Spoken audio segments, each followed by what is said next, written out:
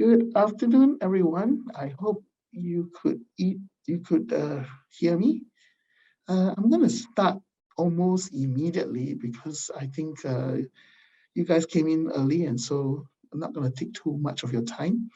So yes, my name is Lionel, and with me today is, as usual, my partner in crime, Eileen. So today we're going to just grab, if you attended our session last week, we talked about four types of questions that usually you will encounter at the interview. So today we just take a snapshot of one of them, which is the behavioral based kind of questions. The reason we chose this is because more than 50% of the questions that you're going to face during an interview will be this type of question. And so we got feedback from some of our clients that come to see us, and they did mention that what is the best way to answer. And actually, there is a lot of ways to do it. And today we just want to introduce you to the SOART way of doing it. So without further ado, I'm just going to go ahead. Oh, wait, I'm going to say Eileen to say hi. Eileen, can you please say hi first, just in case that they can hear you? Oh, yes. Hi, everyone. My name is Eileen, and I'm Lionel's partner in crime.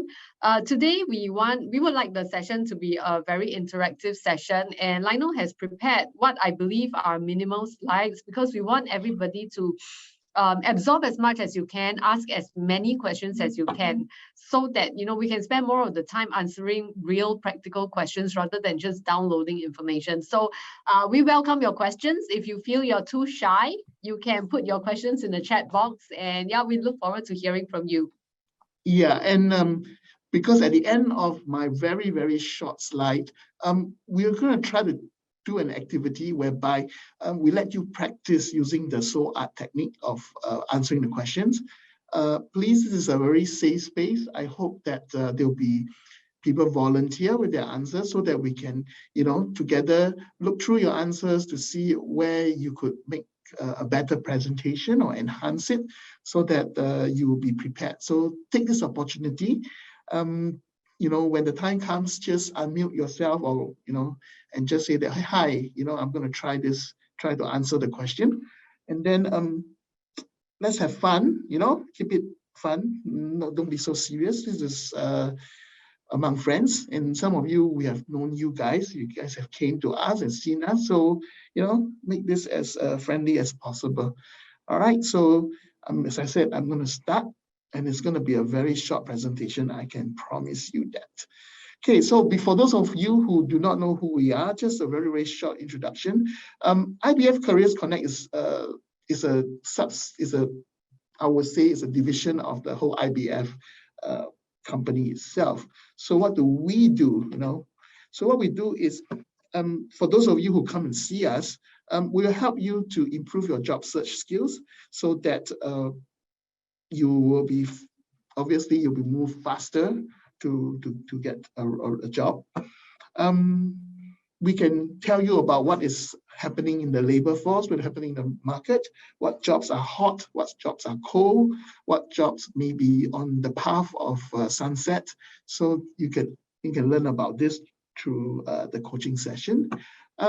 We will try, as we said, we've been saying this, but unfortunately, if it's not the COVID, it's the monkeypox. When the time comes, when it's a little bit more safe, then we can have more activities whereby we could introduce you to connect you with other financial professions. But in fact, right now we are doing this in terms of holding dialogues and talks that some of you may have attended, or some master class that you have attended. And so this is also another way where you could connect with the other financial profession. And not last, but one of the other things that we do is, time to time, the government may come up with certain programs to enhance your employability. So when you come to see us, we can explain some of these programs to you, perhaps, or let you know about them so that you will be able to enjoy the benefits. And the most important, I think, about coming to us is sometimes you may think that you're not good in certain things, but after talking to us, we can let you know that actually you're very good in doing certain skills that you don't even know you have, and you even have the competency to do it well. And then we can tell you how to put all these things onto your resume, and like today's lessons, how to express it during the interview so that you will leave a more memorable impression on the hiring manager, and so the higher chance of getting hired. So this is in a nutshell what we do as career advisor when you come to see us, or as a department when you come. Of course, we do other things, but these are the 5 things that are more, I guess, more immediate for you guys that comes to see us. So what is in it for us today is, by the end, we hope that you will understand the intent behind using the behavioral question. In fact, we touched upon that last week. Answer these questions using the SOART technique. Practice answering them. That is why we say we have an activity later. I hope that many of you would want to participate so that it will be beneficial to you, and obviously to be better prepared for the next interview. So we quick go. So what is a behavioral job interview? So it is based on a simple premise that past behavior is the best predictor of future behavior. Meaning, if you encounter certain things in the past, and whatever you do, and especially if you have been successful, you will most probably repeat it. So, which is why people ask behavioral job kind of based interview.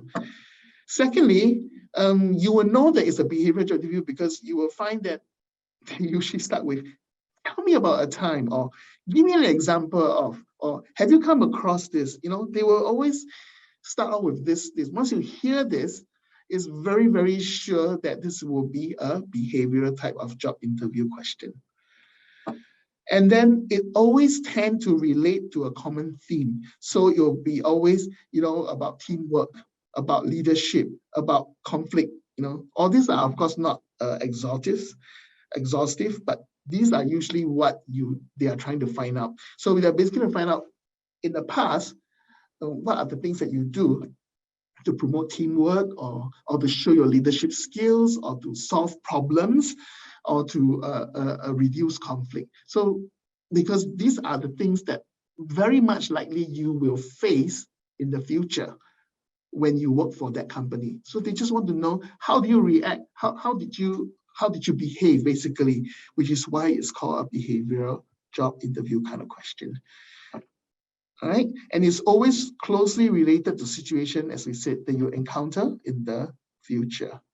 All right, so this is what a behavioral job interview is, and why does interviewer ask such questions. Okay, so how do you prepare for this kind of things? Very simple. As we told you in the beginning of many of the lessons, look at the job description. The job description is like a cheat sheet for you. It's for you to identify what are the things that the company wants, which is why they post this job description or this job posting for you. So I would say pick, study it, pick a minimum of 3 things that you would like to talk about, and then you prepare and you practice stories whereby you exhibit. So for example, if you read things like prefer to be able to work in a team, then you know that teamwork is very important in this job. So you will think of 2 or 3 stories that you have that whereby you exhibit teamwork, right? And then use the SOART method to form this thought and to tell the story.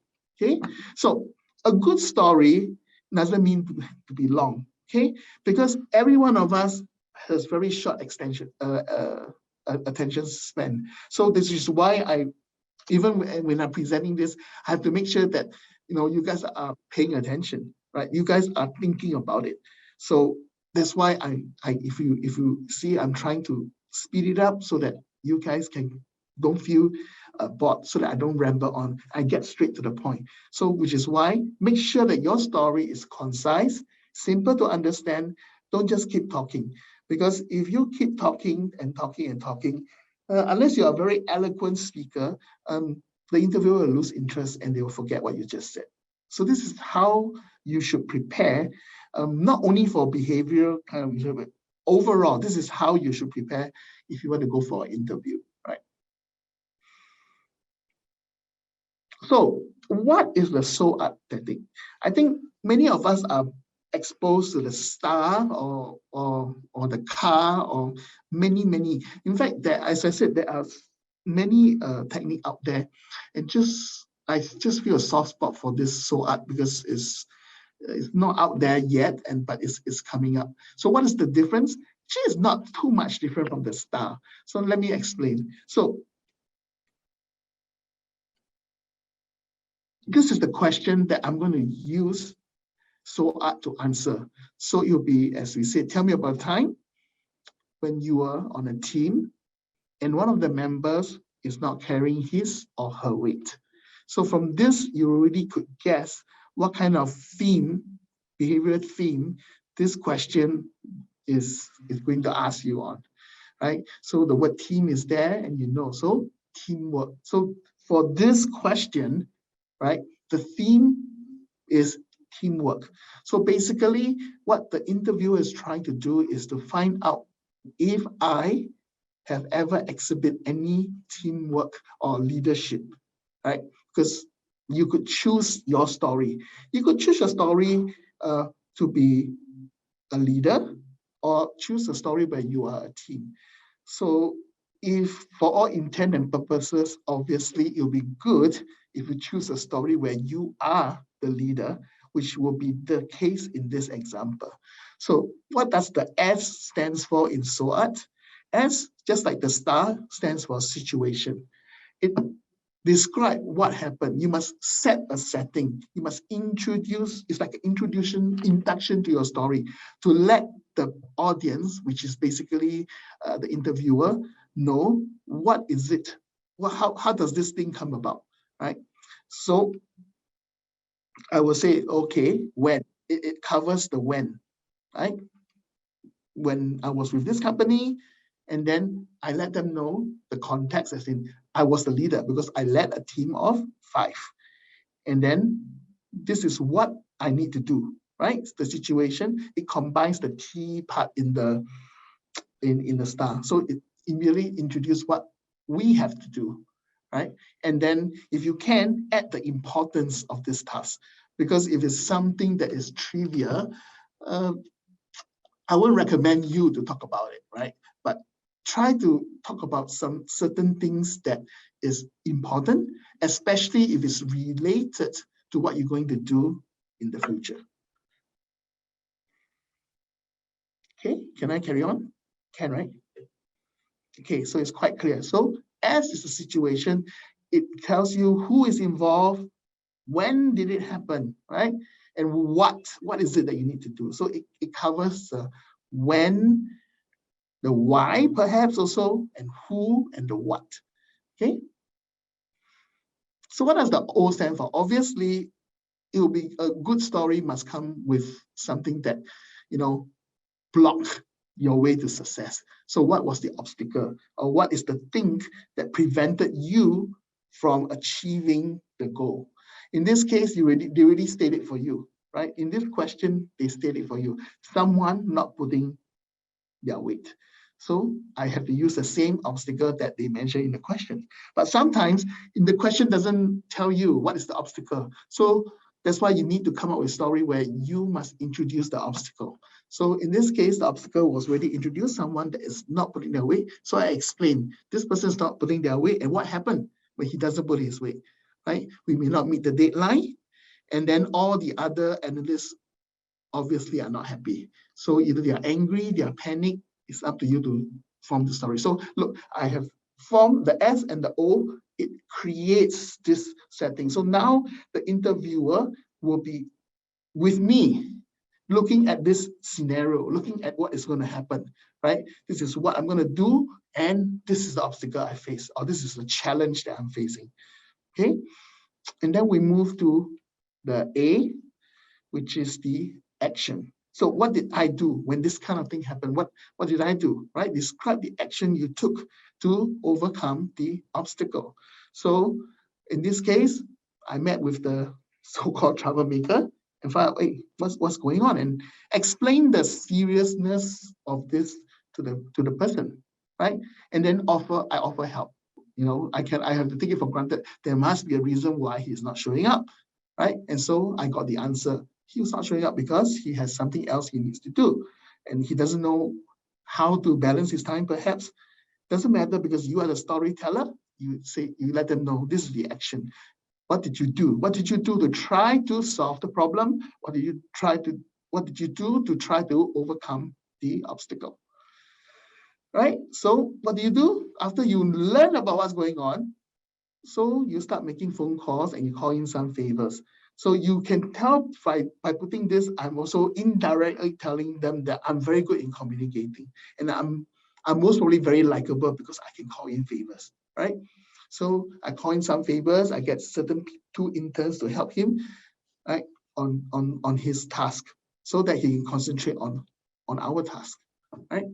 So most important, the result, right? What is the result? And most important, please, the result should reflect well on you. Okay, of course, there are cases where the behavioral kind of question where they will tell me a time when you fail. Then, of course, the result will be something to do that you fail. And hopefully you choose a story that the failure is not so serious that it could jeopardize the whole thing. So I give them the result because I helped him. He could contribute to our project, managed to complete everything. And then it was so good that with the analysis that we did, we increased the returns of the company by 20% or more. And then talk about yourself, your ability to do this, right? Make you a person that lead other projects. So this story is good for me if I know that in my future role, I take a lot of projects. There'll be a lot of projects thrown at me, and I may have to call upon my leadership skill, my teamwork skills to do it. So this is why I chose this story to tell, because these 3 things most probably appeared on the job description. Want someone that deals with project, like someone that has leadership skills, like someone that has teamwork or conflict, or so by telling this story, I have exhibit these are the skills that found in the job description that they're looking for. Okay. And last but not least, which is why I like the SOART, is the takeaway, right? Because the star stops at result. Everybody's happy, the result. But sometimes it's good to let the interviewer know that after this experience, there is some learning points, something that you learn, something that you realize, something that you have a, like a aha moment, right? So through this experience, I learned that being a leader needs to do this, make difficult conversation, and to solve internal discord without damaging the morale of the team. So one thing that I would say I don't like, one thing the star is missing is this takeaway, which I feel that is something that the interviewer sometimes is looking for, right? Basically, if they ask you why you fail or why you your weakness and things question like this, they actually are aiming for this T, which is the takeaway. What is your takeaway? What did you learn? What do you take out of this situation? So this, in a very short, as I said, my presentation will be short, is what we call a SOART technique to answer the behavioral-based question. You could also still use STAR, which is not much of a difference, and just add the T behind. So instead of the STAR model, you may have a START model, which is fine, right?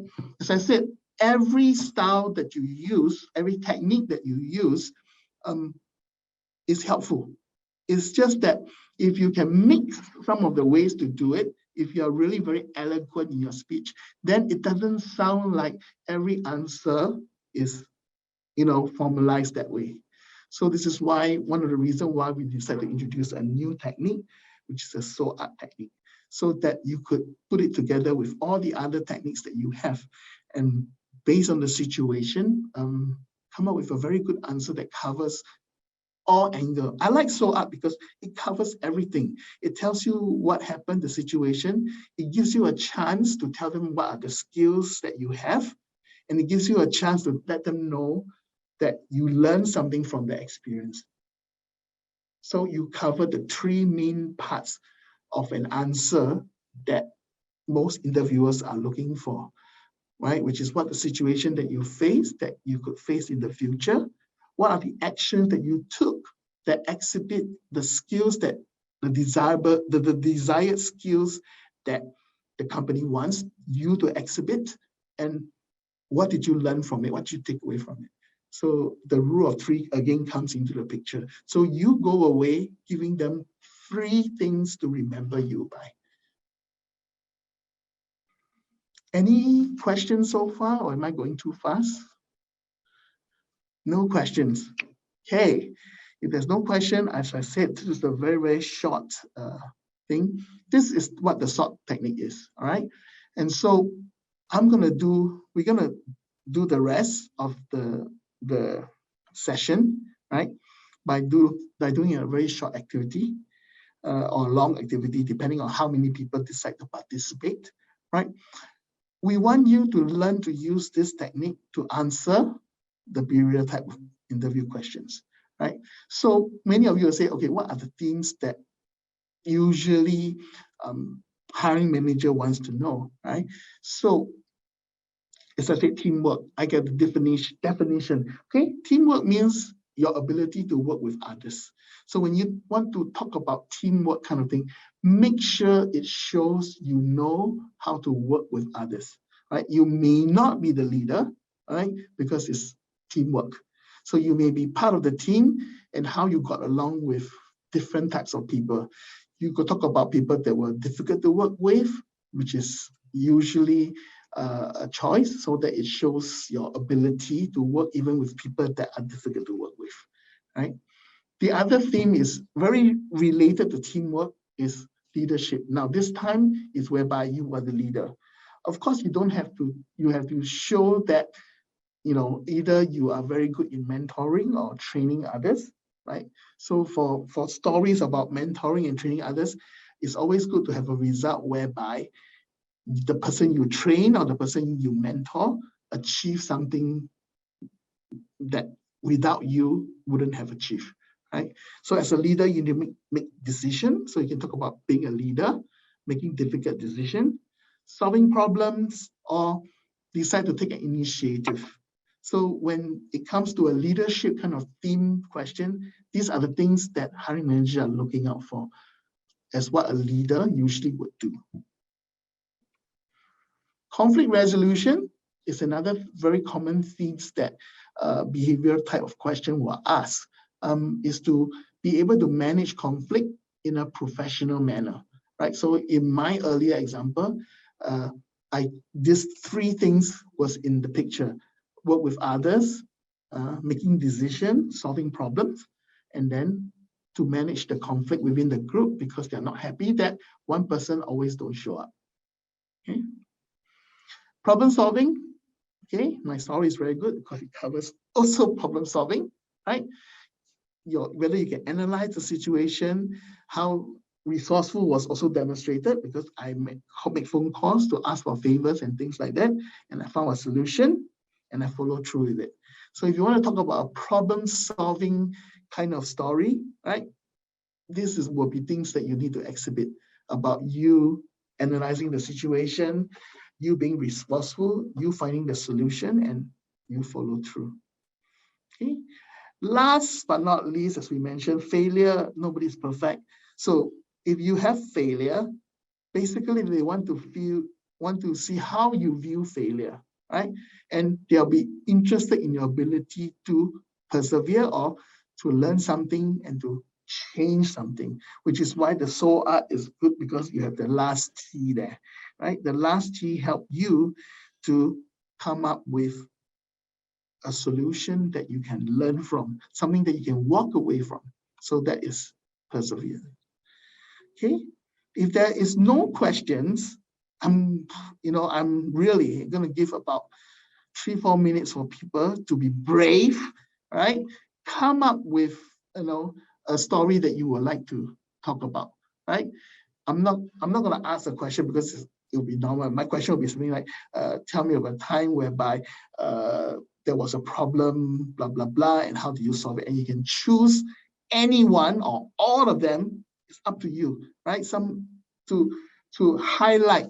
But remember, you must, let us, when we hear 3 things, understand what the situation is, how were you involved with, and what did you learn?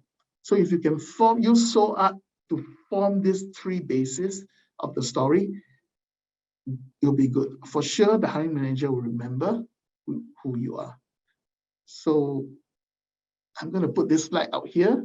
I'm going to hope that some of you will be brave enough to raise your hand and then unmute yourself and say, hey, Lionel, I would like to try answering, any, this type of questions. Any? Okay, I just started the time, so don't expect anybody to come up with an answer that quickly. Or should I put Eileen in a spot for her to give an example? Okay, I can give an example to help everybody, but my example will be, okay, I think I'll choose problem solving.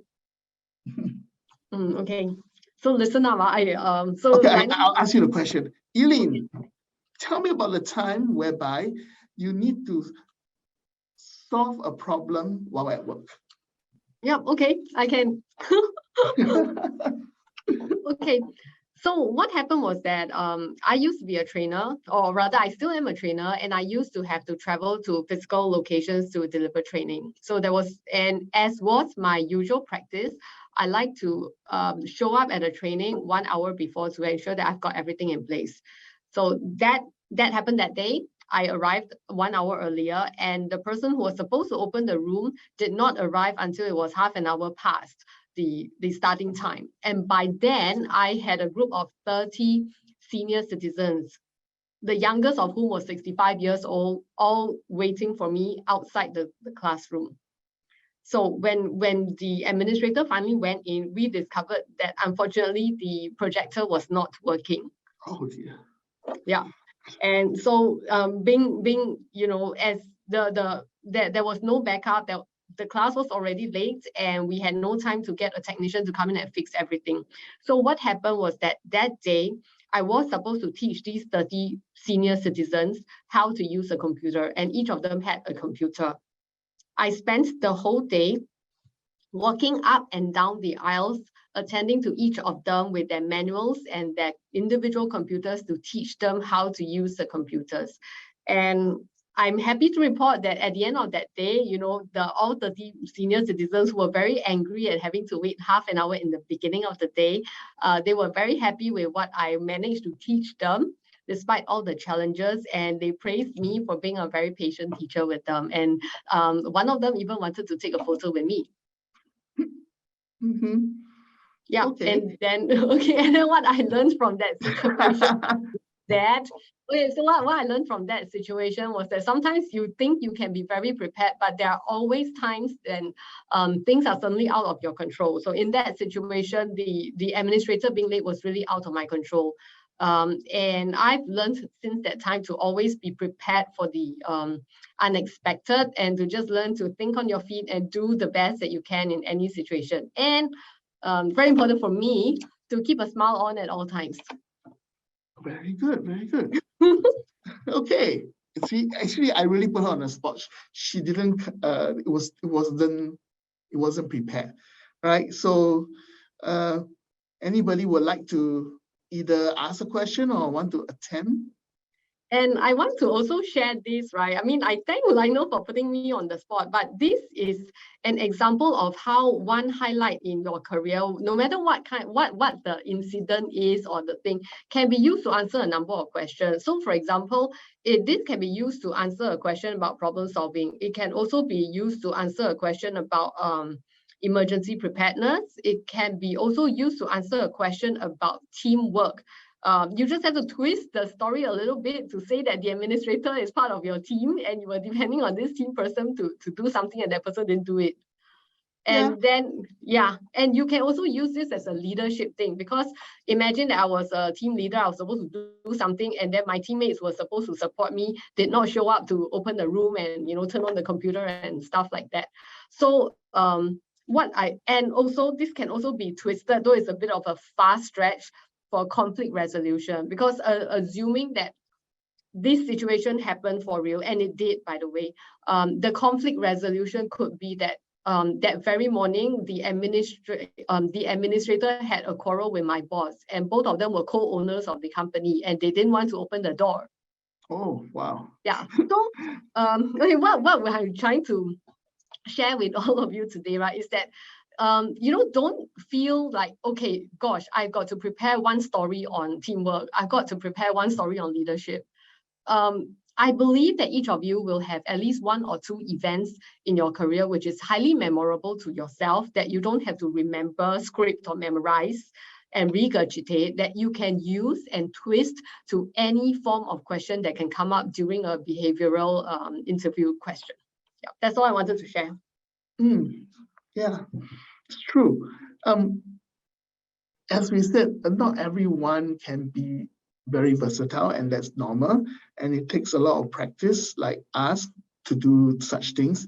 So it may look easy on you, but it came with a lot of practice that we used to do in our early days, right? So it will come to you. So, for those of you who felt that, oh, I haven't attended an interview for a long time, I really don't know what to do. Very simple, just practice and practice and practice. Practice with someone that you know. Say it out. It's a lot different than you saying it out in your head, because I know some people like to, just write the thing out and then say it out in the head. It's always better to just say it out, because your tone, the way, the speed that you speak, does play a part in delivering a story. Right. Okay, while we are waiting for responses, someone's responded. That's nice. Very good. If I can give a prize, I would have given you a prize. Do we call you King Sing? Yeah, my name is King Sing. Hi. Can you all see me? Yes. Okay, I request, I don't know why the chat is disabled, because I want to post my Facebook on the chat so people can contact me. Okay. Okay. Thank you for giving me this opportunity to speak, though, because sorry, not sorry. I'm a 63-year-old man, so I can contribute a bit, and I have been. I'm a business lecturer for 3.5 years, and taught in two universities. University of Wales in Cardiff and University of Ballarat. And for some years, I have not been having a full-time job, doing part-time here and there. So I want to demonstrate about problem solving, because some years ago, when I was teaching, I'm teaching international students the degree program. I don't know what is happening, I'm a full-time lecturer, and my department is producing money, called business management.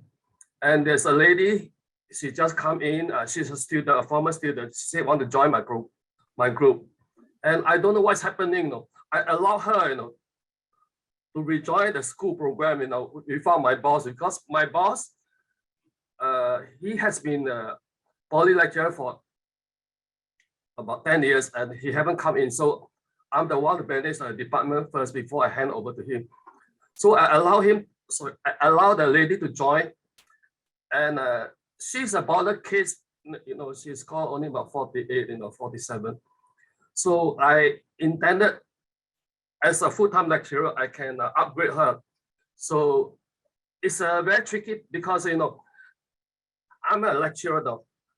I can have a professional relationship, cannot have personal, because she is around about 18, 19, very attractive, I'm a lecturer. So I don't want to get entangled. but at the same time, I want to help her in her predicament. So I said, you don't mind, I asked the class monitors and myself, and she said, I'm not comfortable, but I said, do you know, she said, can I get my best friend who's another lady in the class? So we talked to her that, okay, I can upgrade you, but you must do case study for me, according to the course syllabus. And she agreed, So I quietly upgrade her and give her a conditional pass. And she's happy. But she's not happy that conditional pass, but agree that when she stay for the program, before the end of the course, I give her a full pass because and she's happy.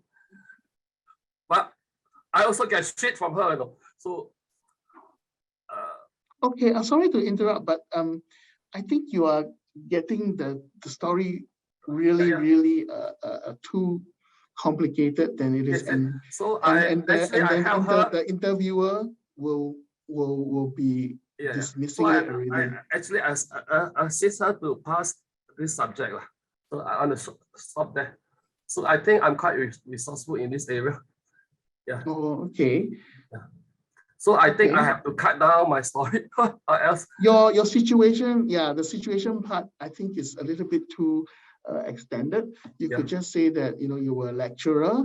You had a problem with one student who wasn't too happy with your the way she was marked, and then you explain what you did. That means you went through with the monitress there to talk to her, to explain to her and everything. And then the result obviously was either she's happy or not happy, doesn't matter, but the result was at the end, she still get her pass. And maybe your takeaway, what do you learn from this? Or to be very careful when it comes to dealing with certain individual who has a misaligned expectation. Yes. Yeah, something like that. Then that will be a good story to say how you manage and solve a problem. Yeah.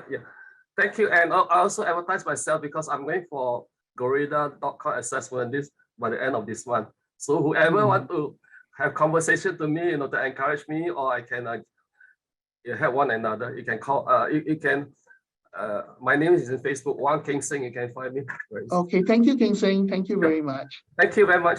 Yeah. Thanks, because I have not been talking for a while, so It's all right. No worries. Thank you very much, everyone. Wish you all the best in your career endeavor. Thank you. We have a question. I think I did in with Andrew. Andrew is asking about a question to answer when it's tell me about time when you could not meet a deadline. Sorry, can I interrupt a bit? Sure. Round off King Sing's example, right? I want to also share with those of you who are aware of your own style that you might be lost. Many of us, when we are involved in a situation, we remember all the details very well. During interview, it's very easy for all of us to get so fixated on sharing the entire experience that we get lost in the details. And before you know it, like what Lionel has said, the interviewer gets lost. So if you know yourself that you might run into this problem, can we suggest that when you practice your soul art, you put the result, the R and the T up front to ensure that the story is not lost? And then if you feel that you still need to spend some time describing the situation, you can do that later. So our tip for you is this: if you know that you are long-winded for whatever reason, put your R and your T up front and then continue the rest of your story. So thank you, Lionel, for that. Like to carry on. That's a very good suggestion from Eileen. Yes, for those of you who are starting out on this, yes, you can start with the normal S first and so on and so forth. But for some of you who are more seasoned or perhaps more eloquent in your speech, you can play around with changing the lettering, right? As what Eileen said, you can put the R first and the T first, or you can put the T first, or you can put O first. You can explain the obstacle you face, then you talk about the situation, and then what action and what result. So the SOART is all these elements should be in your story so that it completes the whole picture, right? The sequencing is your comfort level, right? So if you're afraid that, if you feel that this question, I think the interviewer actually wants to know the result. So I say my result first, right? So thank you, Eileen, for pointing it out, because you jumped the gun, but yeah, that's good, because I'm also going to talk about it during the debrief, but that's okay. It's okay to say it. It goes to show that we didn't rehearse this in advance. You're hearing this live, as live can be. All right, so Andrew, I know you have a question. Is that a question though? Is a question, yeah, is it a question, or you want us to tell you what could have been a good answer, or should you try to answer this and let us know, how you fare?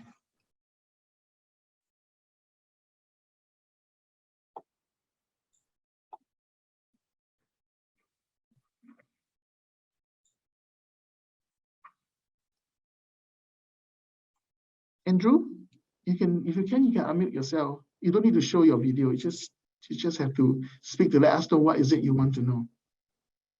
Or you can type it in the chat group.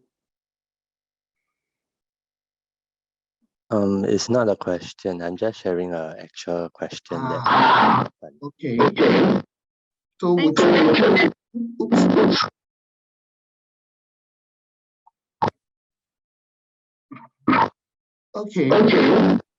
Okay, so Andrew is just sharing something that he went through.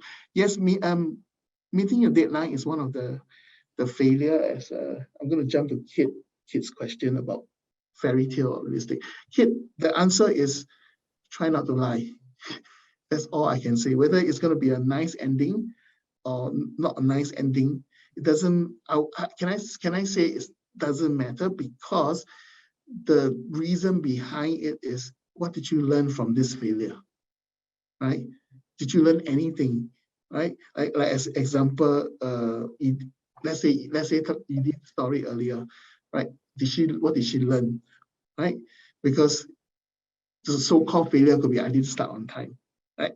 So what did she learn from that, right? So she learned that you cannot expect everything to be there. You got to make preparation, So I won't call it fairy tale or realistic. The more answer is whatever happened, and don't lie about it. Because if you lie, you may get yourself caught when you answer other questions that come along, right? You may trip yourself without even realizing what you said. So I would say it doesn't matter whether fairy tale or realistic. The key thing is when it comes to a failure theme kind of questions, the intent behind is usually what did you learn from it, and how did you recover from it, and how you overcome it so that you don't do the same mistake again.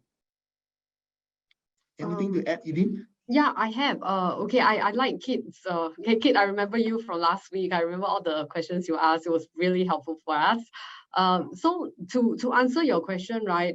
Yeah, I think another aspect to answering your question is that when preparing failure stories, I believe that each of us will need to prepare about at least one or two. So in your preparation, you could provide one in which you managed to solve the problem, and one in which you did not solve the problem. And then I believe in both areas, it will showcase parts of you that, it will showcase different parts of you, or even same attributes of you that will, that will attract the interviewer to you. So remember, if you still remember, those of you who were with us last week, if you still remember the behind principle, behind every answer, there is always another answer. So the kind of answer you give will also reflect on the kind of person you are. And if you are truly that person that the company is looking for, so just go confidence in who you are and what you have to offer. Yeah, so that's all I have. Yeah.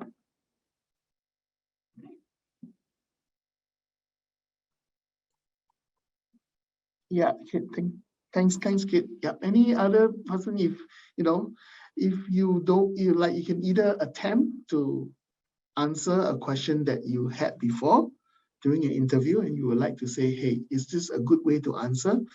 Then we're going to give you a very honest feedback and to let you know perhaps how you could improve upon the answer.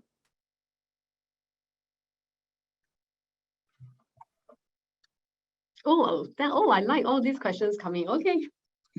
Okay, David, do you not have to think about the failure you're presenting, because couldn't it be to your detriment to being hired if you present a large failure? So again, context matters. So I would say that if you know the size of the job role that you're getting hired into, if you're getting hired into a job role that's responsible for millions of dollars or millions of lives, for example, then to your credit, you'd want to present a failure story that demonstrates your ability to handle such a big problem. I mean, as what Eileen says, right? You are the author of the story. If you feel uncomfortable about saying, because it depends on the context of the question, right? I mean, as what Eileen said, you don't need to choose something that is so devastating, right? If you're not comfortable with it, right? But if you're comfortable with it and you can tell them that because of the experience of such a devastating failure, how you pick yourself up, how you persevere, how you become resilient. As I said, the intent behind it is not what the failure is. The intent is, if you encounter failure, how is it that you behave? How do you behave? How did you learn from this? So that, God forbid, in your new job, you don't repeat the same thing. So as what Eileen said, is the intent behind, right? What is your intention when you want to choose such a devastating failure story to talk? Because you want to show that you have grown mature, you know how to handle such things, so that the hiring manager will have confidence that if chaos or trouble happen in the new job, they can rely on you to lead them out of this thing. Because not all failure is your fault, as you know, it could be something that is outside. So if you want to choose a devastating failure, then choose something that is because something is beyond your control, right? So that will again showcase your ability to walk out of it alive, so to speak. And also, this is a side tip regarding the stories that you share to those of you who might be prone to emotions. I have seen people in the past, and you know, some of your experiences and your stories could be emotionally charged for you. And if you know that, there is such an incident which might trigger you to, start tearing up during an interview or get yourself choked up or something, try to avoid using such examples. Yeah. As we said, you get to choose, you get to prepare, right? Like those themes that is flashing on your screen now, you can prepare 2 stories behind each theme, and you could choose them, right? And unless the question is phrased whereby you need to do this because they want to see this, right? They may say, oh, tell me about time when you use your analyzing skills to do this. Then you got no choice, then you have to talk about your analyzing skills, right? But if you're given a chance, a free for all kind of question, then as we said, if you have done your research, your answer will be based on what they're looking for, because your answer will be based on the job description, whereby they tell you that this is the person that I want to be working for me. Right. Okay, we have a next question from Lynette. Can you share some pointers on how to answer a question on how to transform and motivate a low performance team who doesn't go the extra mile? So first off, your example has to be based off your actual experience. If you have never motivated a low performance team who doesn't go the extra mile, it's very hard for you to prepare a story that doesn't really exist. So that's the first tip we have to offer. And number 2, in this case, right, what you want to showcase, if you do have such an example, is that in telling your story about what you have done for your team, it's important for you to avoid labeling your team members. So when you share a story about a real team that you have managed, right, you should avoid saying things like, okay, I had a really lazy team member, avoid putting such labels and put it to just say that someone who did not do his fair share of the work and was not forthcoming in his explanations when I asked him about it. Something like that, rather than put a label to say this person is sloppy, this person is lazy, because remember, what you say reflects on who you are behind.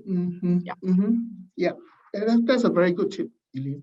Yeah, as we said, don't say anything negative, and that includes labeling people or company or whatever. You will need to really, that's why practice is good, because then you know what is it, how you want to phrase a certain situation, right?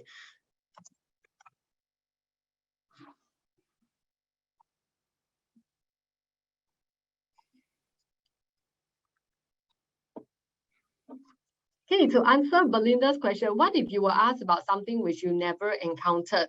No, do not make up a story, but try to find something parallel. Exactly. Don't make up a story, because if you make up a story, as we said, you may not remember the story that you make up. And one day, okay, maybe they're impressed with all your makeup stories, and then you work for them, it comes back and bite you when they refer it back. So if you've never experienced it before, choose something that's very close to it. Worst case scenario, just you may say something, say that, oh, I never encountered this before, but if it happened to me, this is what I'll do, or something like that, right? So that you don't, never make up story, which means never lie about it.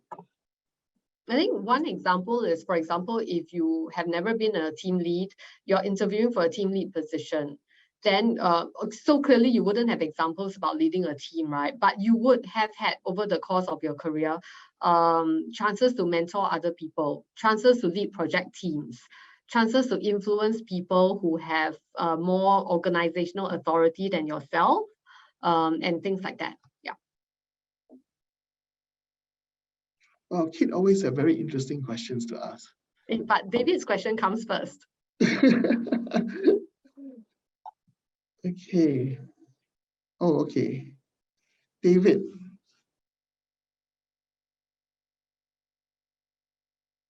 Wow.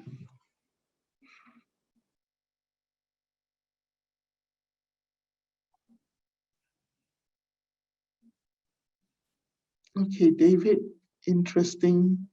I mean,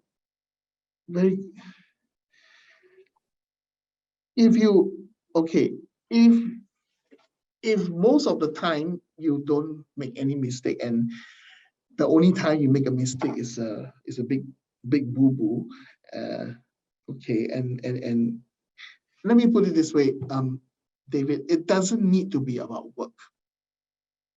Okay, if they tell me about a mistake you made, unless they specifically say at work, which I hope they don't. If number one, if they just say make a mistake, something that you fail, it could be non-work related. So it takes you to a safe space. But at the end, as we said, you still need to come up with what did you learn from it, and how this learning can help the company, right? So that, as I said, everything is behind the intention. If it's about work, as I said, it doesn't matter whether it's a huge mistake or a bad mistake. You just have to make sure that when you frame it, it's something that had happened. Maybe you made the mistake or not, I know. But the key thing is, what did you do?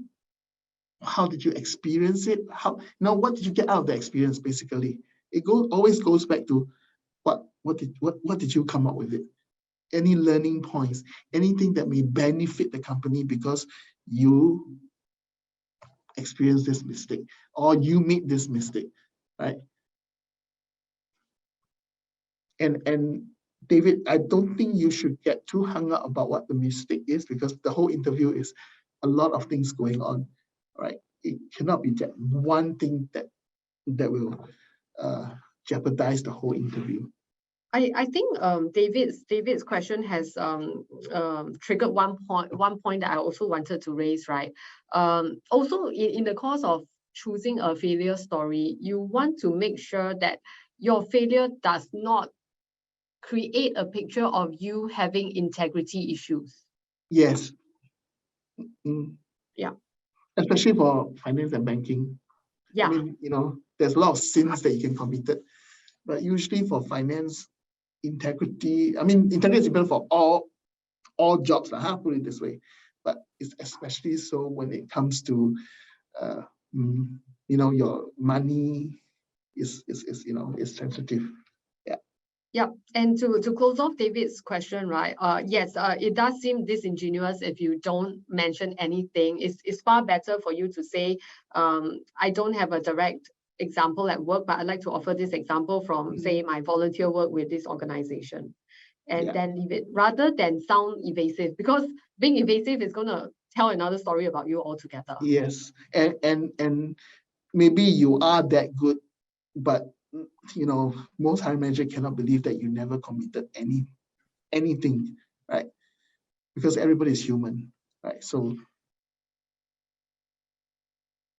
yeah, and then for Kit, okay, we're always happy to answer Kit's question. Okay, what would I do if I discovered a superior was doing something? So again, do it according to your own level of integrity. Yeah, because in a real case, right, if you're someone with very high ethics, which we hope you are, you also don't want to say things like, I'm going to keep my mouth shut just to get the job. Right? Unless, of course, the person who's interviewing you is already doing something bad and you want to test you. But I'm thinking way out of the left field.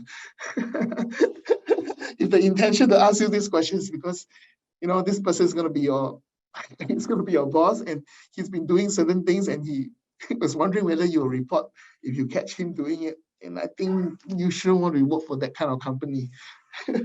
And Kit, instead of asking the question, am I invited to be a whistleblower or not? Focus your answer on what is it I want them to know about me. Yeah. Hoping this helps. Let us know if it doesn't help. We'll try to answer it better.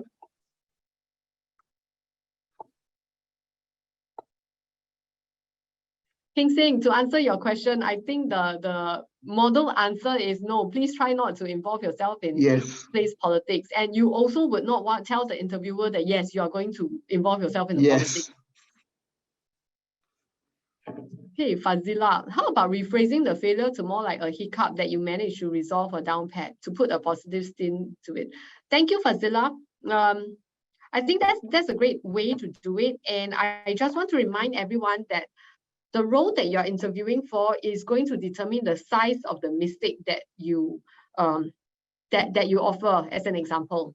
So you don't want to say that, okay, one day I forgot to bring a tie to work. If you're interviewing for a CEO position, and that was the greatest mistake that you ever made.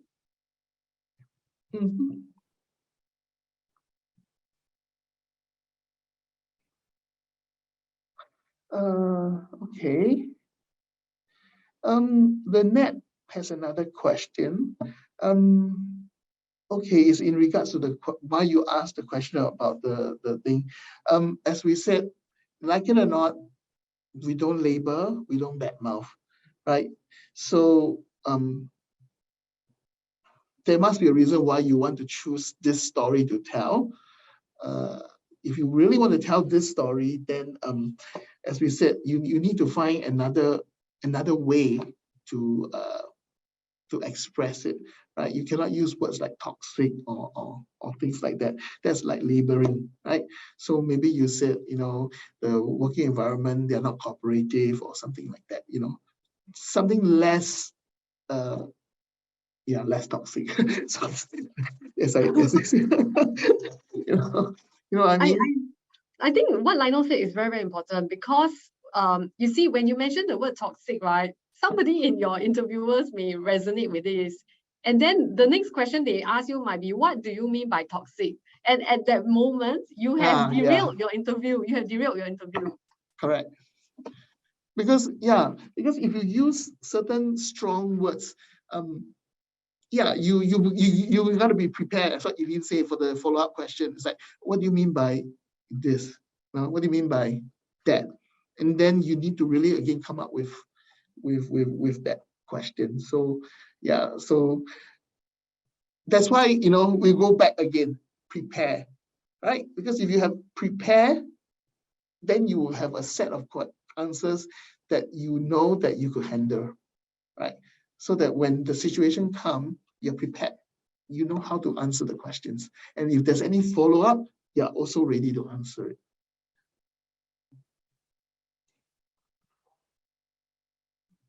Looks like nobody wants to try to answer to use the SOART to answer.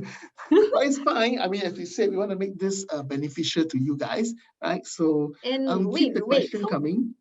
Keep questions coming, and this is a golden opportunity for me to arrow Lionel to showcase another SOART answer.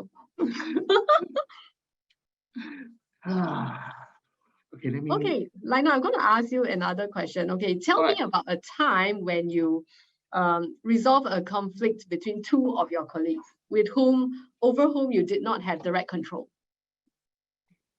Sorry?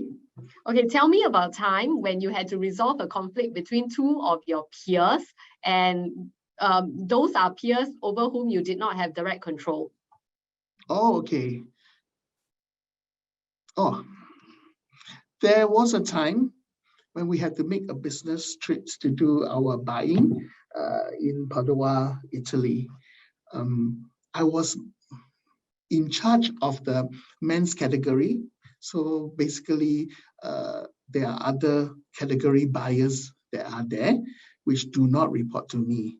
So there was a time whereby both the children buyer and the ladies buyer wanted to choose a certain style, and both of them insist that they are the one who saw the prototype first. And so they were making quite a scene, and everybody was like looking at what's going on with the Singapore team. So what I did was I quickly approached both of them, being a more senior buyer than both of them. I took them aside. I asked them to explain to me, a neutral person, why does this shoe, make them want to choose it? And I hear from both sides of the stories. And at the end, because of the heel height of the shoes, we told the children, I managed to persuade children, it's like the heel is too high, right? So there's the chances of the parents wanting to buy this pair of shoes, is low, because they feel that it's dangerous for the children.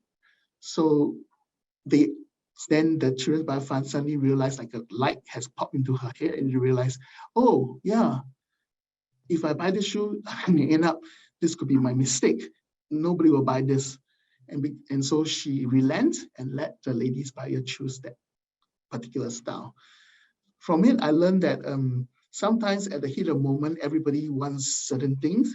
But if you calm yourself down and you think objectively how this object can serve its purpose or not, and most of the time, cool heads accomplish much.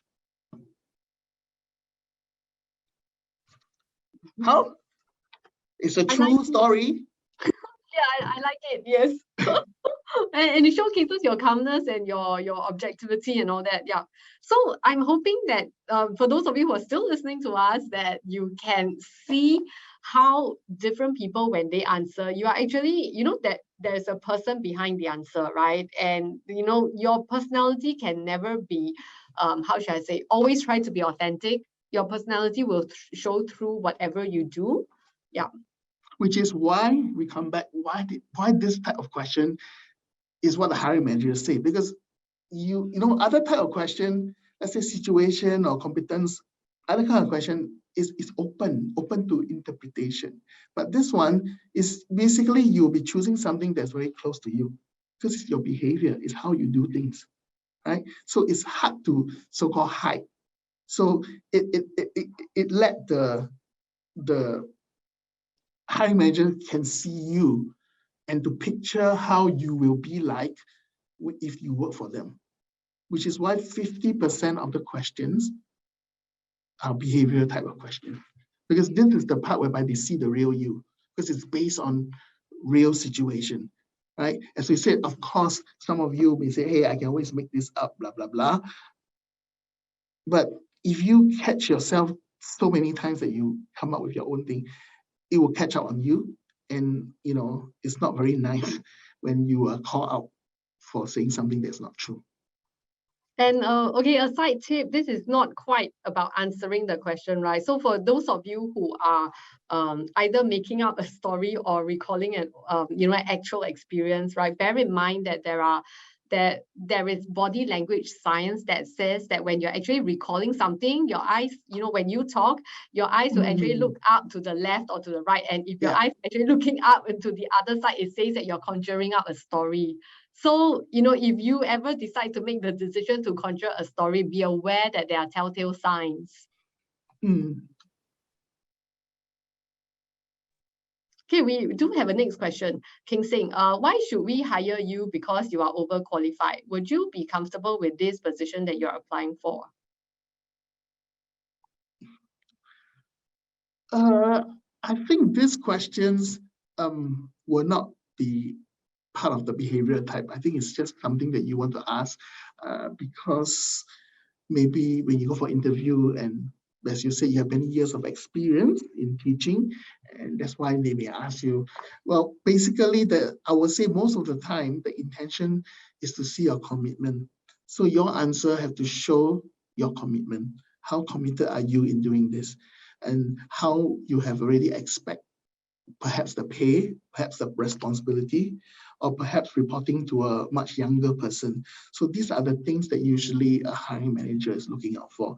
So your answer should try to address these things, that you are committed to this position, even though it is so-called less you're overqualified.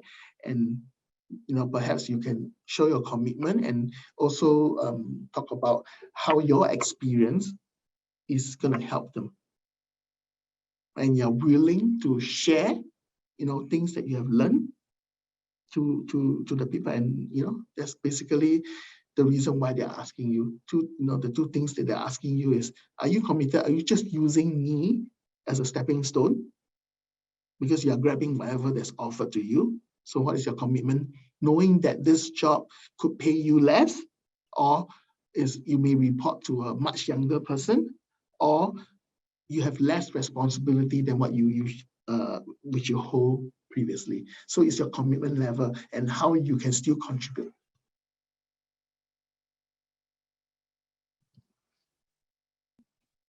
Okay, the next question from Kit. What is the percentage of behavior questions in an interview? I think I mentioned about 50, about 50 or more, I think another, okay, the data apart, right? Okay, for Kit, one thing that may be happening is that when the interviewer is asking for more examples, that means that your previous example is not giving him or her the evidence that they need to put on the report. Yeah, I'm thinking it could be that maybe you are not answering, they're not hearing, and actually you should be happy if they're asking you more, which means that they like you enough to lack of a better word, give you a chance to give you a way to hit those points that perhaps you're missing.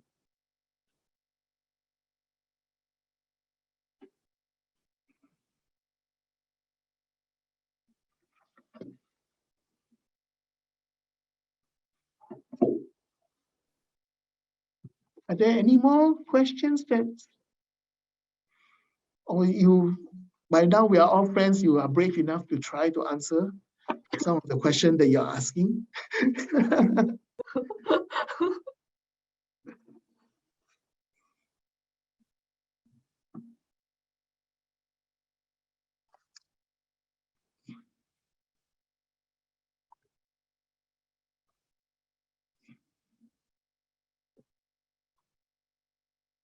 how to conduct oneself comfortably if you're going for 4 interviews in the same company. Oh, this is actually a totally separate subject that we could explore on how to survive internal interview.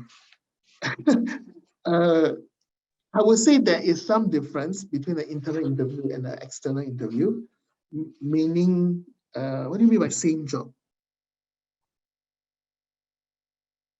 I don't really understand your question. If you're saying that how to be comfortable if you're interviewing for a job within the same company, or you're saying, okay, if that's the case, then again, it's a totally subject that we can always explore on.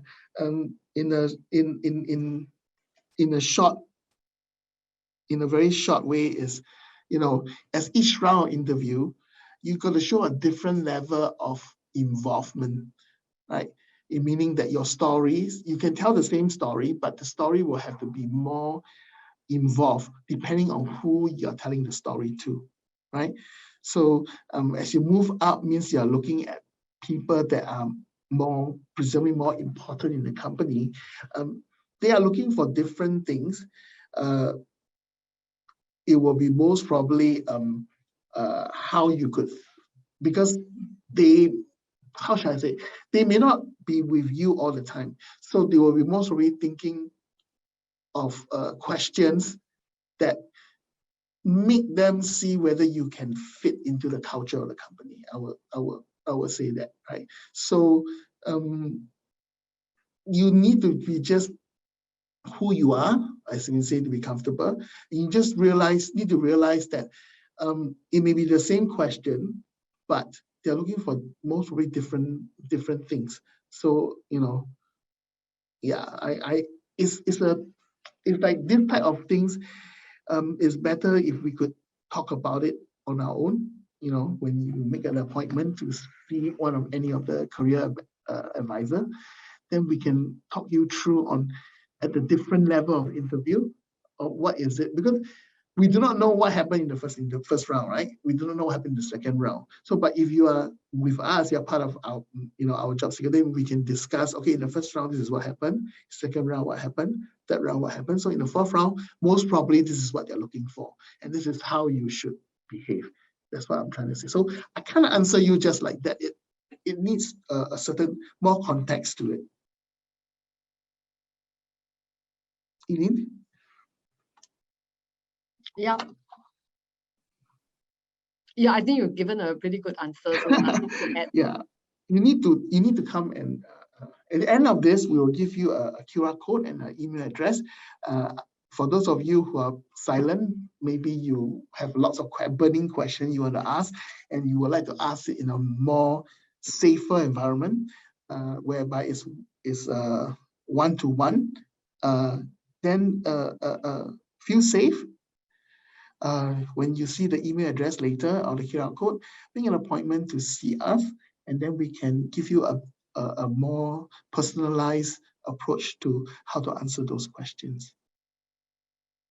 Okay, I like that kids always asking questions. Okay, is it okay to write or take notes within an interview, write or draw diagrams to explain situations? I think it's a great idea. Yeah, because again, right? It's a good idea. Yeah. Yeah, it's a good idea. I mean, for me, it is a good idea because it paints the person who is doing, it paints a picture of kid for me. It shows me that she's someone who's serious enough about the interview to actually write or take notes. If you're afraid that it's going to distract them before the start of the interview, let them know you'll be doing that. Right? Before they start asking you the first question, you said, if you don't mind, could I take notes while, so that they know what you're doing, so that they don't think, is he bored or is she bored? Or why is she writing so many things, So if you're afraid that it will be a distraction, let them know that's what you want to do.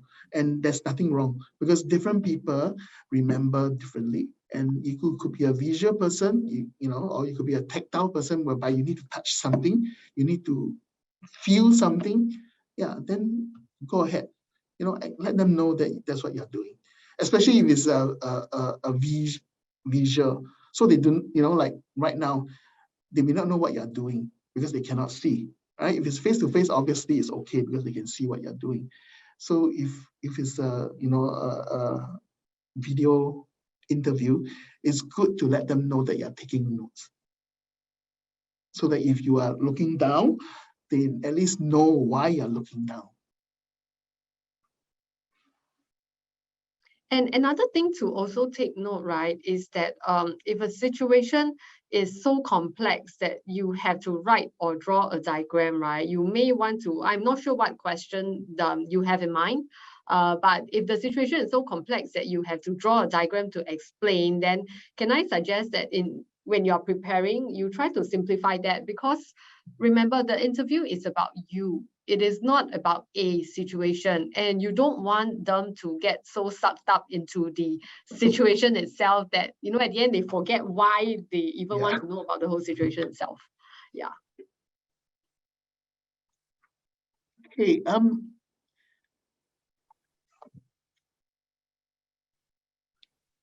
And King saying how to be authentic in personality test. No, in our experience, personality test is something that you should never try to game. So everybody, if you're asked to go through a personality test, please be authentic. Just answer, don't think too much. To me, Yeah. that's because basically they want to see who you are. At this point, can I suggest that we put up a poll? Yeah, really fast, you can read my mind. This poll, as we will not take too much of your time, it's very useful for us because it's from here that we decide in our next workshop what we should be addressing, what we should be doing, and what kind of topics that will interest you, so that we will be able to serve you better. So please take some time to if you feel that this workshop, this type of workshop, has helped you. Please help us by letting us know that it is what, so that we can run more workshops that's like that. All right. And also, I think if there are topics that are not listed that you would like us to run, if we can, please leave them in the chat box, because I realize that the poll does not allow text input.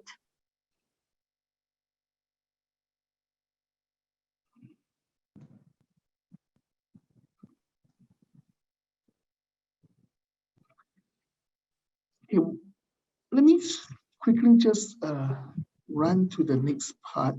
You can still ask questions, there's not a problem.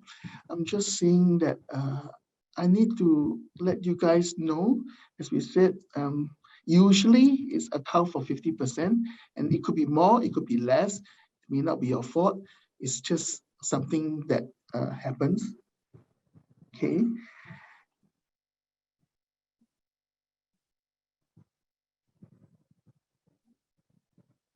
Okay, as we said, behavioral type of questions is basically to see the real you, right? To know how you will behave in certain situation. And it's usually, as we said, it's a role that most probably that you'll be facing. So actually, based on the behavior type of questions that they ask you, you more or less could gauge what you're getting yourself into, so to speak. So it's a both ways. During interview, it's a both way process for you to also realize, hey, this could be what I'm going to get myself into. Okay. So there are many methods, as we said, but we feel that, or rather I feel that SOART is one of the better ones. And last but not least, this is the email address they can write to make an appointment to see us. For those of you who are here and have questions that you would like to ask in so privacy, yeah, then you could always, and then there's the QR code for you.